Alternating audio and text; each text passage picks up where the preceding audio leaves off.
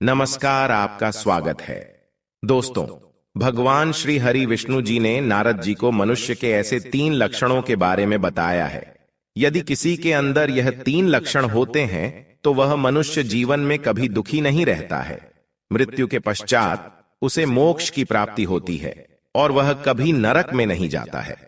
उन 3 लक्षणों के बारे में बताते हुए भगवान विष्णु ने एक कथा सुनाई है जो आपको अवश्य सुननी चाहिए। जो भी मनुष्य ध्यान मग्न होकर इस पवित्र कथा का श्रवण करता है, उसके जन्म जन्म के पाप तत्काल नष्ट हो जाते हैं। इसे एक बार श्रवण करने से उसे सभी यज्ञों का फल मिल जाता है तथा वह सभी सुख ऐश्वर्यों को प्राप्त करता है। आइए आपको सुनाते हैं वह महान कथा। एक समय की बात है, मध्य देश में एक महान भाग्यशाली तुलाधार नाम का शूद्र था जो कभी लालच नहीं करता था। वह साग खाकर, बाजार से अन्न के दाने चुनकर तथा खेतों से धान की बालें लाकर बड़े दुख से जीवन निर्वाह करता था। उसके पास केवल 2 ही फटे पुराने वस्त्र थे तथा वह अपने हाथों से ही सदा पात्र का काम लेता था। उसे कभी किसी वस्तु का लाभ नहीं हुआ, उसका कभी किसी काम में अधिक फायदा भी नहीं हुआ। उसे कई बार नुकसान ही उठाना पड़ता था, लेकिन इतना होने के बावजूद भी वह पराया धन कभी नहीं लेता था। वह कभी कोई पाप कर्म नहीं करता था और पैसे के लिए कभी बुरे काम भी नहीं करता था। फिर एक दिन भगवान विष्णु ने उसकी परीक्षा लेने की सोची और फिर जब वह शूद्र नदी में स्नान करने के लिए गया तो फिर भगवान ने 2 सुंदर नए वस्त्र नदी के किनारे पर रख दिए। फिर जब वह शूद्र नदी में स्नान करके बाहर आया तो उसकी नजर उन सुंदर वस्त्रों पर पड़ी। उन सुंदर वस्त्रों को देखकर भी उस शूद्र के मन में लालच नहीं आया। उसने सोचा कि ये वस्त्र किसी और के होंगे और कोई इन्हें यहां पर भूल गया होगा। ऐसा सोचकर वह चुपचाप वहां से चला गया। फिर भगवान ने उसकी ओर एक परीक्षा लेने की सोची और फिर एक फल में भगवान ने सोने का टुकड़ा डालकर उसे एक वृक्ष के नीचे रख दिया। जब वह शूद्र उस वृक्ष के नीचे आया तो उसे वह सुंदर फल दिखाई दिया और उसने वह फल उठाया तो देखा उस फल के अंदर सोने का टुकड़ा था। उस फल को हाथ में लेकर वह शूद्र सोचने लगा, बड़ी अजीब बात है, इस फल के अंदर सोने का टुकड़ा किसने रखा होगा?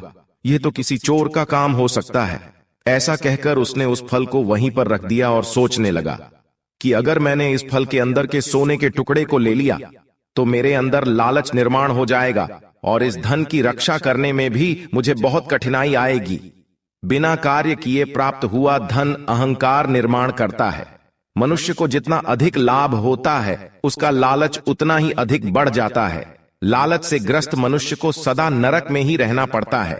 यदि मैं इस सोने के टुकड़े को अपने घर ले जाऊंगा तो मेरी पत्नी और पुत्र की बुद्धि भी भ्रष्ट हो जाएगी, जिससे उनके अंदर भी अहंकार का भाव आ जाएगा और अहंकार से क्रोध उत्पन्न होता है और घर में कलेश होता है। अहंकार, लालच और क्रोध करने से पुण्य नष्ट हो जाता है और मेरी जीवन भर की तपस्या भी नष्ट हो जाएगी। तपस्या नष्ट हो जाने पर मैं भी पापी बन जाऊंगा। इस प्रकार सोचकर उस शूद्र ने उस फल को वहीं जमीन पर रख दिया और चुपचाप वहां से चला गया। उस समय आकाश से सभी देवता उस शूद्र के व्यवहार को देखकर उसकी प्रशंसा करने लगे। भगवान ने फिर से एक बार उस शूद्र की परीक्षा लेने की सोची और एक साधु का भेष बनाकर उस शूद्र के गांव में चले गए और लोगों को उनका भविष्य तथा भाग्य बताने लगे। सभी गांव वाले उस साधु की चर्चा करने लगे और यह बात पूरे गांव में फैल गई। फिर जब यह बात उस शूद्र की पत्नी को पता चली तो वह भी उस साधु के पास आ गई और खुद के भाग्य के बारे में पूछने लगी। तब उस साधु ने कहा, हे महाभागे, विधाता ने आज तेरे लिए बहुत सारा धन दिया था, किंतु तेरे मूर्ख पति ने उसका परित्याग कर दिया। उसने उस धन को वहीं पर फेंक दिया। तेरे घर में धन की बहुत कमी है, अतः तेरा पति जब तक जीवित रहेगा तब तक तुझे दरिद्रता ही भोगनी पड़ेगी। इसमें तनिक भी संदेह नहीं है। हे पुत्री, तू अभी अपने घर पर जा और अपने पति को उस पेड़ के नीचे मिले धन के बारे में पूछ। तब उस शूद्र की पत्नी दौड़कर अपने घर चली गई और अपने पति से पूछने लगी, हे नाथ, आपको आज एक पेड़ के नीचे बहुत सारा धन मिला था, आपने उसे क्यों फेंक दिया? विधाता से प्राप्त धन को कोई ठोकर कैसे मार सकता है? आपने ऐसा क्यों किया? पत्नी की ऐसी बात सुनकर वह शूद्र आश्चर्य में पड़ गया और पूछने लगा कि यह बात उसे किसने बताई। तब उसकी पत्नी ने उसे साधु के बारे में बताया। फिर वह शूद्र अपनी पत्नी को लेकर उस साधु के पास चला गया। साधु के पास जाकर उस शूद्र ने उस साधु से पूछा, हे साधु, आपको यह बात कैसे पता चली? तब वह साधु बोले, हे तात, तुम्हें आज बहुत सारे धन की प्राप्ति हो गई थी। ईश्वर ने तुम्हारी गरीबी दूर करने के लिए तुम्हें एक फल के अंदर रखकर सोने का टुकड़ा प्रदान किया था। तुमने ईश्वर का अपमान करते हुए उस सोने के टुकड़े को फेंक दिया। तुमने आखिर ऐसा क्यों किया? लगता है तुम्हारे भाग्य में धन नहीं, दरिद्रता है। धन के अभाव में तुम्हें जन्म से लेकर मृत्यु तक दुख देखने पड़ेंगे, प्रतिदिन परेशानियां उठानी पड़ेंगी।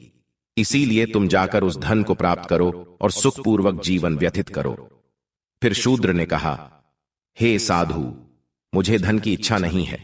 धन संसार बंधन में डालने वाला एक माया जाल है। जो भी धन का लालच करता है उसका उद्धार नहीं होता है।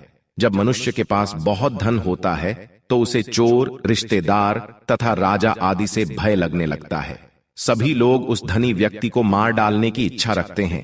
फिर धन मुझे कैसे सुख दे सकता है? धन प्राणों के लिए घातक है और पाप का साधन है। धनवान व्यक्ति का घर क्रोध, अहंकार और काम आदि दोषों से भरा रहता है, अतः धन दुर्गति का कारण है।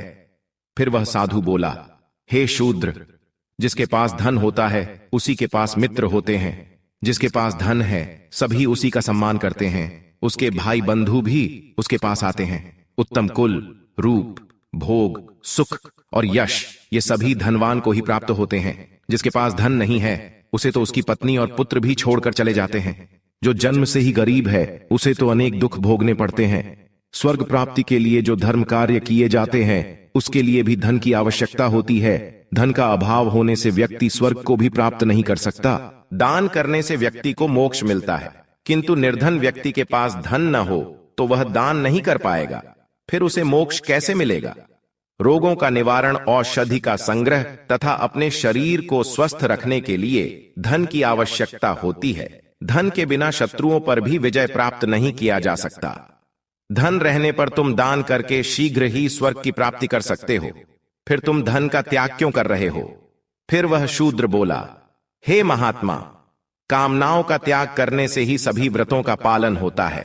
जो अपनी कामनाओं का त्याग करता है उसे कोई व्रत करने की जरूरत नहीं है। जो क्रोध का त्याग करता है उसे सभी तीर्थों के सेवन का फल मिलता है। जो दया करता है उसे जप का फल मिलता है। और सबसे बड़ी संपत्ति है संतोष। जो संतोष करता है वही इस संसार में सबसे बड़ा धनवान है। और अहिंसा ही सबसे बड़ी सिद्धि है। जो कभी हिंसा नहीं करता उसे ही सिद्धि प्राप्त होती है। मेरे लिए साग का भोजन ही अमृत के समान है। उपवास मेरे लिए उत्तम तपस्या है और संतोष मेरे लिए सबसे बड़ा भोग है। और कौड़ी का दान ही मुझ जैसे व्यक्ति के लिए महादान है। मेरे सामर्थ्य के अनुसार मैं जो भी दान करता हूँ वही सर्वश्रेष्ठ दान है। पराई स्त्रियां माता है और पराया धन मिट्टी के ढेले के समान है। पराई स्त्री सर्प के समान भयंकर है और यही सब मेरा यज्ञ है। हे साधु, इसी कारण से मैंने उस धन को नहीं लिया। मैं आपको सच सच बताता हूं, कपड़े पर कीचड़ लगाकर उसे धोने से अच्छा है कि कीचड़ से दूर ही रहे। उसी प्रकार से पराया धन कीचड़ के समान है। उसे अपने शरीर को लगाकर मैं अपने शरीर को गंदा क्यों करूं? उस शूद्र के द्वारा इतना कहते ही आकाश के सभी देवता अत्यंत प्रसन्न हुए और उसके सिर पर फूलों की वर्षा करने लगे। तुरंत ही आकाश से एक विमान उतर आया जिसमें देवता बैठे हुए थे। सभी देवताओं ने उस शूद्र से कहा, हे धर्मात्मा, इस विमान पर बैठो और सत्यलोक में चलकर दिव्य भोगों का उपभोग करो। तुमने जीवन में बहुत पुण्य किए हैं, इसीलिए तुम अनंत काल तक सत्यलोक में निवास करो। यह दिव्य दृश्य देखकर वह शूद्र उस साधु की तरफ देखकर बोला, हे साधु, आप कौन हैं? आपको मेरे बारे में इतना सब कुछ कैसे पता चला? आप अवश्य ही कोई देवता है। आप इस साधु के भेष में भगवान विष्णु, शिव तथा ब्रह्मा हैं। कृपया आप मुझे अपने असली रूप का दर्शन दें। फिर भगवान विष्णु साधु के रूप को छोड़कर अपने असली रूप में आ गए और बोले, हे धर्मात्मा, मैं साक्षात विष्णु हूं। तुम्हारे सत्य आचरण और धर्म की परीक्षा लेने के लिए ही मैं स्वयं यहां पर आया था। अब तुम अपने परिवार के साथ इस विमान में बैठकर सत्यलोक को जाओ और सुखों का उपभोग करो।